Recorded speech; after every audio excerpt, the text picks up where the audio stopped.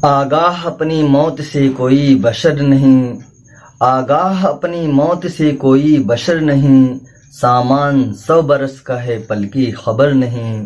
موت سے کس کو رستگاری ہے، موت سے کس کو رستگاری ہے، آج وہ کل ہماری باری ہے۔ مٹ گئے اس جہاں سے نامور کیسے کیسے، مٹ گئے اس جہاں سے نامور کیسے کیسے، زمین کھا گئی آسماں کیسے کیسے۔ معزز ناظرین، یہ بات محقق اور مدلل ہے کہ اس دنیا کے اندر جو شخص آیا ہے اس دنیا سے جانا ہے، پر افسوس در افسوس اس شخص پر ہوتا ہے جو اللہ تبارک و تعالیٰ کے نعمتوں کو استعمال کرتا ہے، اس کی دی ہوئی زندگی بسر کرتا ہے اور خدا کا نہ شکر کرتا ہے نہ اس کی عبادت کرتا ہے اور یوں ہی دنیا سے چلا جاتا ہے، جبکہ پروردگار عالم نے کھلے طور پر یہ صاف صاف کلام پاک میں کہہ دیا ہے، ہم نے جناتوں اور انسانوں کو نہیں پیدا کیا مگر اس لیے تاکہ میری عبادت کی جائے۔ جب پتہ چلتا ہے فلاں شخص اس دار فانی سے کوچ کر گیا ہے تو افسوس ہوتا ہے کہ نہ اس نے اپنے لیے کوئی توشہ اور زاد و راحلہ لیا ہے بلکہ آیا تھا اور زندگی جانور کی طرح بسر کر کے چلا گیا۔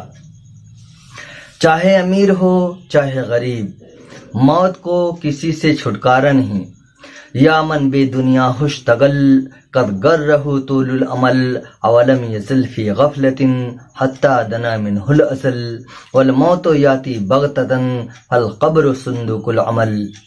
دوستو، اس دنیا کے اندر جو عمل ہم کریں گے اور یہ آج کل میں اگر ہم نے ٹالتے رہے اور اللہ کی عبادت نہیں کی تو یوں سمجھیے کہ موت اچانک ہمیں آ دبوچے گی اور آج کل ہمارا دھرا کا دھرا رہ جائے گا۔ جو کرنا ہے ہمیں وہ کر گزریں اور آج کل میں نہ ٹالیں، کیونکہ آخرت میں یہ ہمارے عمل کا صندوق ہی کھولا جائے گا جو ہماری نجات کا ذریعہ ہو سکتا ہے یا ہماری ہلاکت کا سبب بن سکتا ہے۔ ہماری زندگی غفلت میں گزر جاتی ہے، گھر والوں کو کے بال بچوں کو بیوی کی فرمائش میں دن رات ایک کر کے ہم کماتے ہیں، لیکن ہم اپنے بارے میں بھول جاتے ہیں کہ ہم نے آخرت کے لیے اپنے لیے کچھ کمایا ہے یا یوں ہی اپنی زندگی گنوا دی ہے۔ اس شعر کے اندر بات محقق ہے کہ موت لائی حیات آئی، قضا لے چلے چلی، نہ اپنی خوشی سے آئی نہ اپنی خوشی سے چلی، کہ دی ہوئی زندگی کا ایسا وقت آ جاتا ہے اور موت آتی ہے اپنے ساتھ لے کر اس روح کو چلی جاتی ہے۔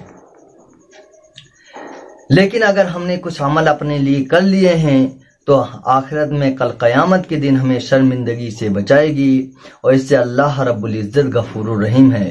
لیکن مشکل بات یہ ہے کہ جب ہم عمل نہیں کریں گے، صرف مسلمان بن کر زندگی بسر کریں گے تو کیا بعید ہے کہ مرتے وقت شیطان ہمارا ایمان نہ چھین لے۔ جب ہم عمل کرتے ہیں تو ہمارا ایمان مضبوط ہو جاتا ہے اور پروردگار عالم ہمارے اوپر شیطان کا بس نہیں چلنے دیتا، ورنہ ہر انسان کے مرنے کے وقت جیسے فرشتے آتے ہیں اس کی روح لینے کے لیے، ایسے ہی شیطان بھی حاضر ہوتا ہے اس کا ایمان چھیننے کے لیے۔ آپ کہاں بھول جاتے ہیں کہ شیطان آپ کے باپ آدم علیہ السلام کا ازلی دشمن ہے، تو کیا وہ آپ کے ساتھ اچھائی کا معاملہ کرے گا؟ شیطان اپنا کام بخوبی سے نبھاتا ہے، ہمیں غفلت میں ڈال دیتا ہے اور جہنم کا ایندھن بنانے کی کوشش کرتا ہے اور ہم غفلت میں پڑے رہتے ہیں۔ تو دوستو، جاگو اور بیدار ہو جاؤ، نکلو اس رب کی عبادت کی طرف جو نجات کا راستہ دکھاتا ہے اور ہلاکت سے بچاتا ہے۔ اور دنیا کے کاروبار کرنے سے، کام کرنے سے آپ کو کس نے روکا ہے؟ قرآن خود کہتا ہے جب نماز پوری ہو جاؤ تو زمین میں پھیل جاؤ اور حلال روزی کی تلاش کرو اور اللہ کی دیے ہوئے حلال رزق میں سے کھاؤ۔ تو دوستو، اس پیغام کو خوب عام کرو، اپنے دوست احباب تک پہنچاؤ تاکہ لوگوں کی آنکھیں کھل جائیں کس مقصد کے لیے ہم دنیا میں آئے ہیں اور اس مقصد کے تحت ہماری زندگی بسر ہو رہی یا نہیں۔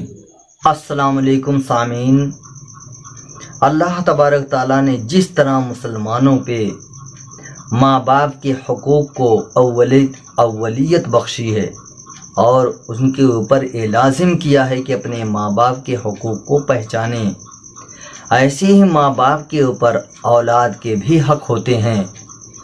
پہلا حق یہ ہے کہ بچہ پیدا ہونے کے بعد ماں باپ اس کا اچھا نام رکھیں اور ایسا نام رکھیں جو شریعت میں بہتر سمجھا جاتا ہو۔ حدیث میں آتا ہے کہ ایسا نام جو العبدیت پر دلالت کرے وہ بہتر ہوتا ہے، جیسے عبداللہ، اللہ کا بندہ، یا محمد حارث وغیرہ۔ اور ماں باپ کے اوپر دوسرا حق یہ ہے کہ اس کی اچھی تربیت کریں، اس کی پرورش کریں، اسے دین کی تعلیم سے آراستہ کریں۔ اور ان کے اوپر تیسرا حق یہ ہے کہ جب وہ جوانی کی دہلیز پر پہنچے تو اچھا رشتہ دیکھ کر اس کی شادی کر دیں۔ شادی تو کر دیتے ہیں، یہ حق ادا کرتے ہیں ماں باپ، لیکن جیسے شادی کرتے ہیں تو بعض لوگوں کو یہ بیماری پکڑ لیتی ہے کہ میرا بیٹا اپنی بہو کا ہو کر ہی رہ گیا، اپنے بیوی کا ہو کر ہی رہ گیا۔ ایسا نہیں ہے، ماں باپ کے حق الگ ہیں، بیوی کے حق الگ ہیں۔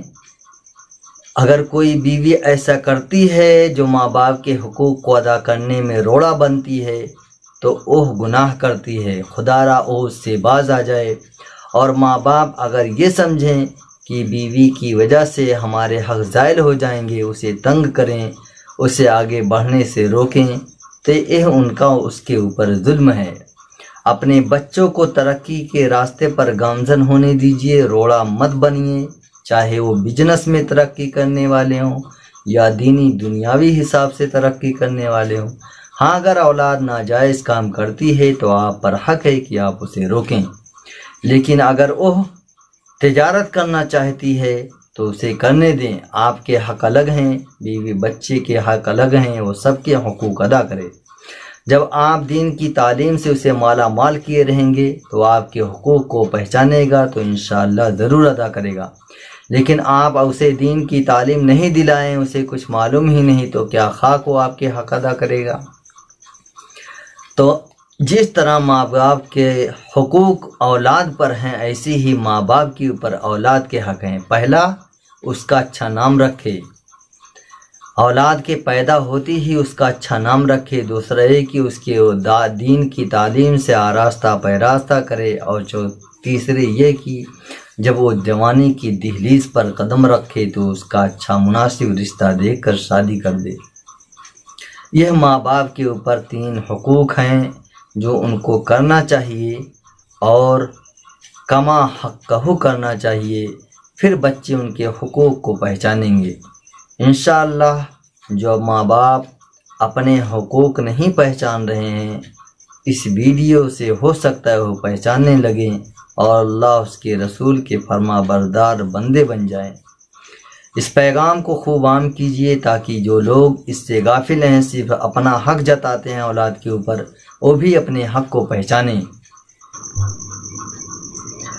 جگہ جی لگانے کی دنیا نہیں ہے، جگہ جی لگانے کی دنیا نہیں ہے، یہ عبرت کی جا ہے تماشا نہیں ہے۔ قدم سوئے محشر نظر سوئے دنیا، قدم سوئے محشر نظر سوئے دنیا، کہاں دیکھتا ہے کدھر جا رہا ہے۔ ہمارے استاد جناب قاری محمد اختر عالم صاحب رحمۃ اللہ علیہ اکثر یہ شعر فرمایا کرتے تھے، قدم سوئے محشر نظر سوئے دنیا، کدھر دیکھتا ہے کہاں جا رہا ہے۔ آج ہمارا اور آپ کا حال یہی ہے کہ ہمارے قدم تیزی سے آخرت کی طرف بڑھ رہے ہیں، لیکن ہماری نظر پوری کی پوری اس دنیا فانی کی طرف ہے۔ حالانکہ اللہ تبارک تعالیٰ نے اعلان کر دیا ہے، وَمَا خَلَقْتُ الْجِنَّ وَالْإِنسَ إِلَّا لِيَعْبُدُونَ، ہم نے انسان اور جنات کو نہیں پیدا کیا مگر اس لیے تاکہ وہ میری عبادت کریں۔ اصل مقصد انسان اور جنات کے تخلیق کا خدا کی عبادت ہے، لیکن ہماری زندگی خدا کی عبادت سے خالی ہے۔ تو ہم یہ سمجھیں کہ ہمارا اس دنیا کے اندر پیدا ہونا مقصد حقیقی پر گامزن ہے یا اس سے پرے ہے۔ تو دوستو، اصل انسان کی زندگی خدا کی بندگی ہے، اور اگر یہ بندگی نہیں کرتا تو زندگی بے بندگی شرمندگی کا سبب بنے گی کل قیامت کے دن۔ کہنے والے نے کیا خوب کہا ہے، زندگی آمد برائے بندگی، زندگی بے بندگی شرمندگی۔ زندگی پروردگار عالم نے اپنی بندگی کے لیے عطا کی ہے، اگر یہ اسی میں گزرے تو بہتر ہے، اور اگر زندگی اللہ کی بندگی میں نہیں گزر رہی ہے، اس کی نافرمانی میں کٹ رہی ہے، اس کے رسول کے بتائے ہوئے حکم کے موافق نہیں گزر رہی ہے، تو یہ زندگی شرمندگی کا سبب بنے گی کل قیامت کے دن۔ تو میرے محترم بزرگوں، دوستو، ہم در در کی خاک چھانتے ہیں، کہاں کہاں ہم دوڑتے ہیں، بیرون ملک بیرون کا سفر کرتے ہیں تاکہ ہماری آل اولاد سکون اور چین کی زندگی بسر کرے، لیکن ہم یہ بھول جاتے ہیں کہ ہم کس مقصد کے لیے پیدا کیے گئے ہیں، اور ہم کل قیامت کو اللہ کو کیا جواب دیں گے۔ تو میرے محترم بزرگوں اور دوستو، زندگی کے ساتھ ساتھ خدا کی بندگی بھی اپنے ساتھ چپکا لیجئے، اور اسے اپنا اوڑھنا اور بچھونا بنا لیجئے کہ بغیر خدا کی بندگی کے ہماری زندگی بے سود بے مقصد ہے۔ اگر ہم اللہ کی بندگی کو اپنی زندگی کے ساتھ چسپاں کر لیں گے تو انشاءاللہ ہماری زندگی بھی بہتر ہوگی، اور کل قیامت کے دن ہمیں شرمندگی کا سبب ہمارے سامنے شرمندگی نہیں آئے گی۔ تو انشاءاللہ آج سے عہد کریں، اگر ہم نہیں جانتے تو جاننے والے سے پوچھیں۔ اللہ تبارک تعالیٰ نے فرمایا، فَاسْأَلُوا أَهْلَ الذِّكْرِ إِن كُنتُمْ لَا تَعْلَمُونَ، جاننے والے سے پوچھو اگر تم نہیں جانتے۔ جاننے والے دین کے عالم حضرات ہیں جو مسئلہ مسائل سے واقف ہوتے ہیں، حافظ کرام ہوتے ہیں جو آپ کو سیدھی راہ دکھاتے ہیں، جس پر آپ کا اعتبار ہو، اعتماد ہو، آپ اسی سے سوال کریں اور دین کی بات معلوم کریں۔ دین کی بات سیکھنے میں کوئی شرم نہیں۔ آپ صلی اللہ علیہ وسلم نے آج سے 14-15 سال پہلے فرما دیا تھا، اطلب العلم ولو کان بالصین، علم حاصل کرو اگر ملک چین کا سفر کرنا پڑے۔ ملک چین اس وقت بہت دور تھا اور گھوڑا اور پیدل کی سواری ہوا کرتی تھی، اس وقت بہت دشوار گزار راستہ ہوتا تھا۔ اس وقت آپ صلی اللہ علیہ وسلم نے فرمایا کہ اگر علم دین سیکھنا پڑے اور اس کے لیے ملک چین کا سفر کرنا پڑے، پھر بھی علم حاصل کرو، علم دین حاصل کرو۔ تو دوستو، علم دین آپ کو کہاں ملے گا؟ آپ تو اپنے بچوں کو نرسری، کالج اور یونیورسٹی میں بھیج دیتے ہیں تاکہ وہ انگریزی اور دنیاوی تعلیم سے مالا مال ہو، لیکن آپ یہ کیوں بھول جاتے ہیں کہ کل ہمارا بچہ جب کلمہ نہیں جانے گا، درود نہیں جانے گا، قرآن نہیں جانے گا اور اتحیات نہیں جانے گا، دعائے قنوت نہیں جانے گا، تو وہ نماز کیسے پڑھے گا؟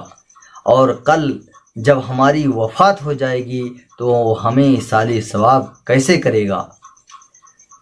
جو ہم سکھا رہے ہیں دنیاوی تعلیم، یہ یہیں پر فنا ہو جائے گا، اور جو دینی تعلیم ہے وہ ہمیشہ یہاں بھی کامیاب کرے گا آپ کی اولاد کو، اور آخرت میں بھی آپ کی اولاد کو کامیاب کرے گا۔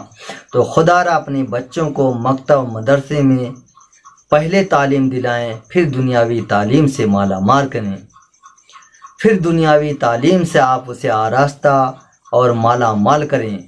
امید ہے کہ آپ کو یہ بات پسند آئے گی اور آپ اپنے احباب اور دوستوں کو بھی شیئر کریں گے۔ وما توفیقی الا باللہ۔ السلام علیکم ورحمۃ اللہ۔